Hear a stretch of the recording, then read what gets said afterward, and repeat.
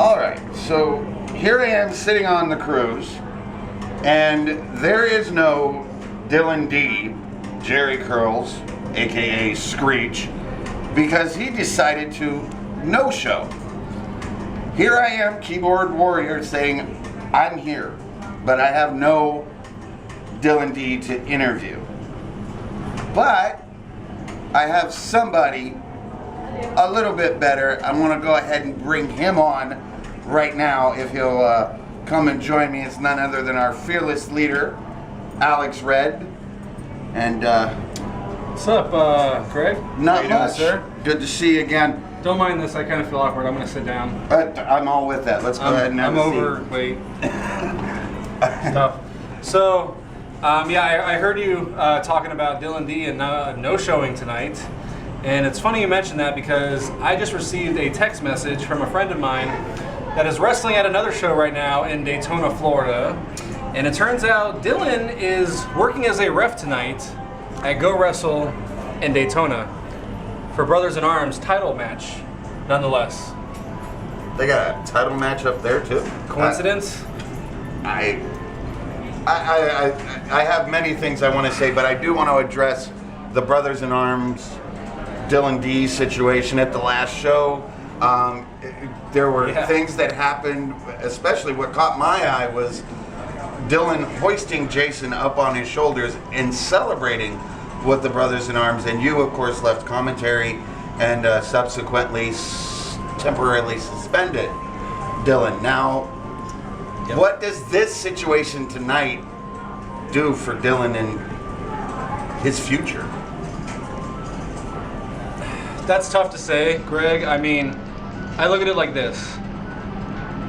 Dylyn is temporarily suspended, as you mentioned, from Atomic Revolutionary Wrestling. And that's okay. He can take work elsewhere. However, he was still committed to appearing here on Victory Casino Cruises for our Summer on the Sea, because for the past several weeks now, you've had a scheduled interview with him to explain his actions.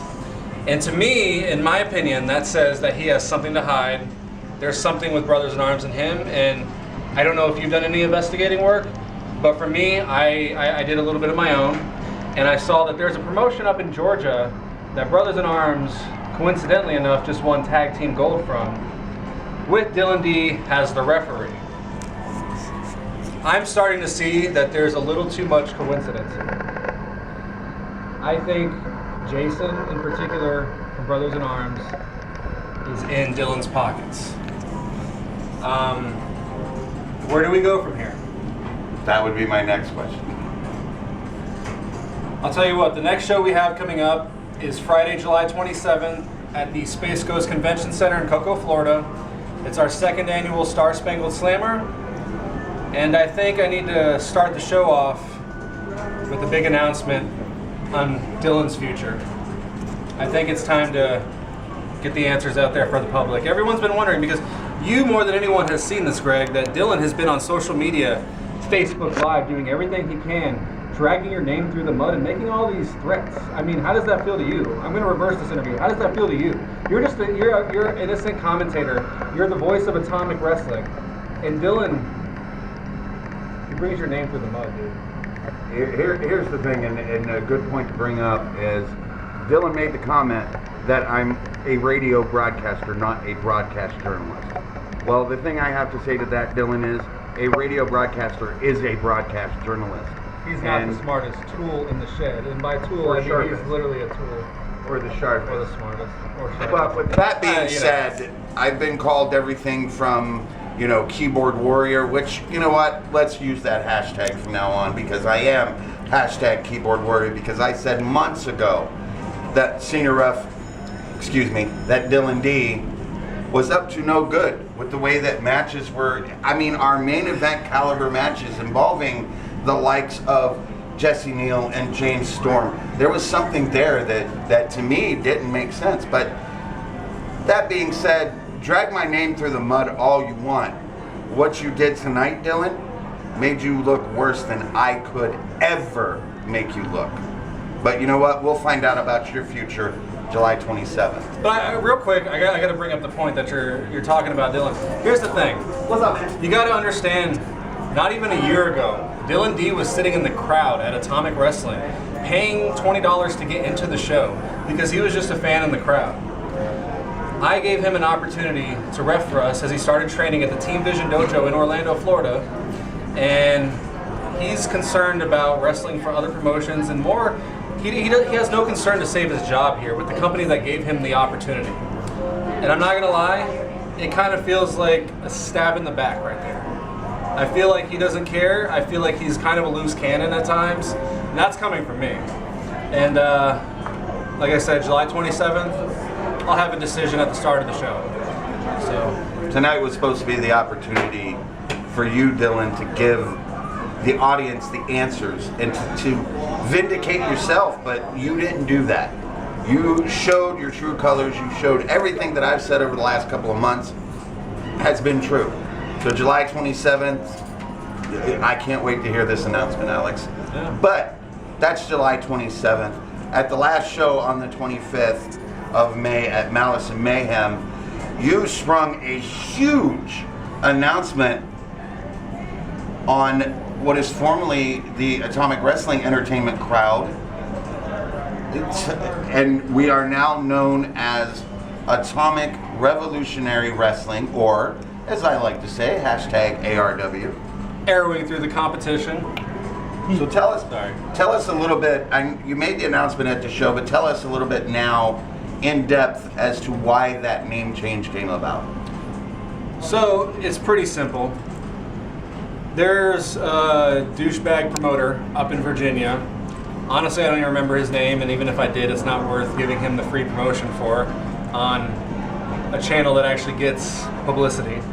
But he owns a company up there with the same acronyms of AWE that we once held, and he's been inactive since 2013, and oddly enough, AWE down here, Atomic Wrestling Entertainment, started making a name and started growing as a company, not even just around the state of Florida, but around the world. We've had people from Europe to Japan check us out. And next thing you know, I get hit with the cease and desist letter from an attorney of his that he hired that we are no longer allowed to use the acronyms of AWE. Now, my instant reaction was basically, fuck off. Because I'm the fearless leader for a reason. I don't care. But at the end of the day, I can invest my time into all the legal documents, the hiring an attorney, go through all that. For what? When I could put my focus and energy elsewhere to actually make Atomic grow and continue to grow to be the next generation of Extreme. So I made a tough decision, but it made sense because the very first ever Atomic Wrestling show we held was February 11, 2017, and it was called The Revolution. That is what Atomic Wrestling started out as and what our message is. We are a revolution that is trying to change the wrestling business and everything, because nowadays in wrestling, all you see, I'm going to be honest right here, I can't even watch a full episode of Monday Night Raw anymore. This is not a promo, this is me talking. I can't even watch a full episode of Monday Night Raw. It takes me 3 days to get through an episode because it is some of the worst garbage writing I've ever seen. I don't know who the writers are for Monday Night Raw anymore, but it is garbage.